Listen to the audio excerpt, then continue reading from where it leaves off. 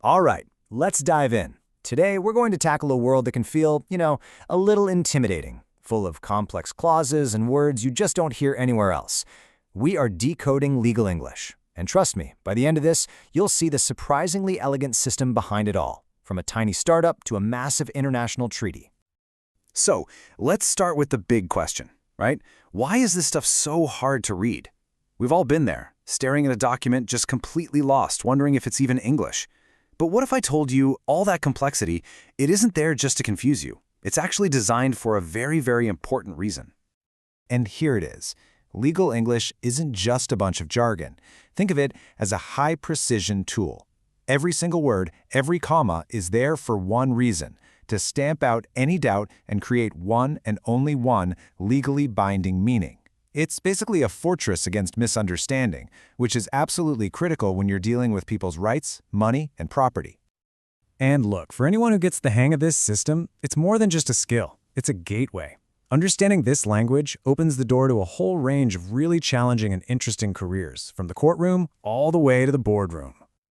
And the scope of this language is huge, covering all these different subjects. So today, we're going to build our understanding from the ground up, starting with the absolute foundation of modern business. So, how does an idea for a business become something the law can actually recognize, something it can interact with? Well, it all starts by creating what's called a legal person. This concept is a game changer. It's almost like a bit of legal magic, really. The law gives a company what's called a separate legal personality. This means the company itself, not the founders, not the shareholders, can own property, sign a contract, or even get sued. It becomes its own entity, totally distinct from any of the people involved. Now, these legal persons come in two main flavors. You've got your private company, which keeps its shares, its ownership within a closed group. Then you have the public company, which can offer its shares to literally anyone on the stock market. But, as you can see, they have to meet much stricter rules, like having at least £50,000 in share capital in the UK. Okay, so to bring one of these companies to life, you can't just snap your fingers and say it exists. You've got to file very specific documents. In the UK system, for example, there are 4 key pieces of paper. The memorandum, which spells out the company's purpose, the articles, which are basically its internal rulebook, Form 10, naming the directors, and Form 12, a formal declaration that you followed all the rules. Think of it this way. Once all that paperwork is filed and gets the green light, the company is issued its official birth certificate. This is the proof it legally exists. And just like a person has to follow rules, the company has its own internal rulebook, those articles of association we just mentioned. Together, these documents give the company life and structure. Okay, so we've created a legal person. Now what? Well, it has to interact with other legal people, other companies, other individuals. And the way they do that is through contracts. At its heart, a contract is really simple. It's a promise that the law will enforce. Let's say you hire a caterer. The contract is their promise to provide the food and your promise to pay them. If they're a no-show, that's a breach of contract, and the legal system can then step in to sort things out. Now here's something you might not know. Not everything in a contract is actually written down. You have express terms, the stuff you can literally see and read, but then you have implied terms, and they are just as powerful.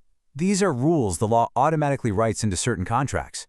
For example, the law says that anything a business sells has to be of satisfactory quality, whether that's written in the fine print or not. And if things do go south and a dispute ends up in court, you have 2 main players. The claimant is the one who kicks off the legal action. They're the one saying a promise was broken. The defendant is the one on the other side, defending themselves against that claim. Even though legal language is built on centuries of tradition, it's not totally stuck in the past.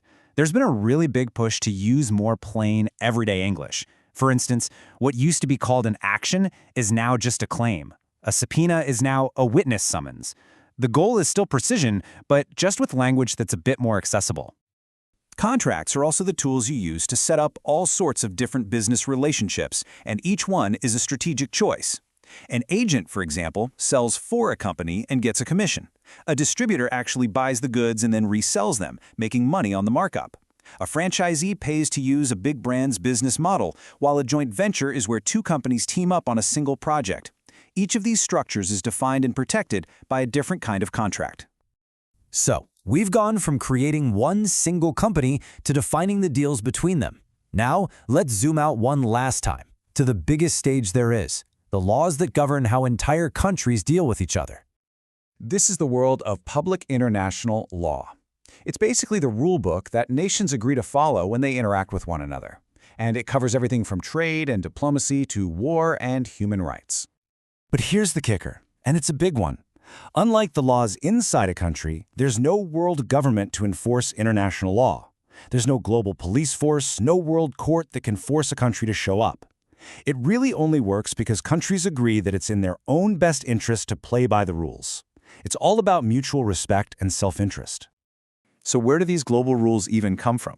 Well, they come from three main places. First, you have treaties, which are basically contracts between countries. Second is international custom.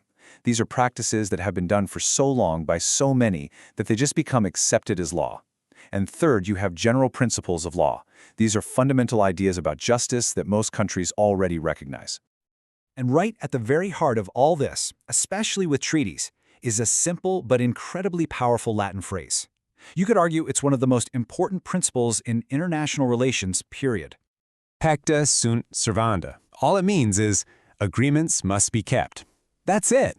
It is the bedrock idea that when a country signs a treaty, it's bound to follow through in good faith. Without this single principle, the entire system of international agreements would just fall apart. It's the ultimate promise.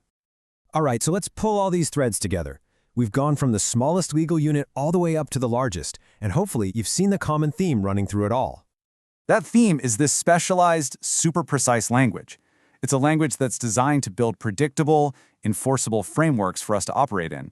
Whether it's setting the rules for a small business or the terms for global peace, legal English provides the essential structure that allows our complicated world to actually function. And that leaves us with one final big question. We live in a world of smart contracts, cryptocurrency, and online communities that cross borders.